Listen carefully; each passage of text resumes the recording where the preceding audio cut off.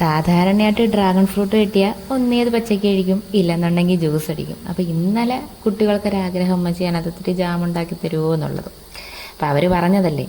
അപ്പം ഞാനതിനെ മിക്സിയിലിട്ട് ഒന്ന് ജസ്റ്റ് അടിച്ചെടുക്കുക, അല്ലെന്നുണ്ടെങ്കിൽ ഉടച്ചെടുത്തിട്ട് ചേർത്താലും മതി. ഞാൻ കഷ്ണങ്ങളാക്കി എടുത്താണ് വേവിക്കാൻ തുടങ്ങിയത്. അതൊന്ന് വെന്ത് ഉടഞ്ഞ് തുടങ്ങുമ്പോഴത്തേക്കും പഞ്ചസാരയും കൂടെ ഇട്ട് നല്ല കണക്കത് മെൽറ്റായിട്ട് വന്നപ്പോഴത്തേക്കും ഒരു പിഞ്ച് ഉപ്പും ഇച്ചിരി ഒരു അര നാരങ്ങ നീരും കൂടെ ഒഴിച്ചിട്ടാണ് ഇതൊന്ന് ശരിയാക്കി എടുത്തത്. നമ്മൾ ആ ഒരു ജാമിൻ്റെ കൺസിസ്റ്റൻസിയിൽ കുറേ സമയം ഒന്ന് ചെറു തീയിലിട്ട് വേവിച്ചെടുക്കണം.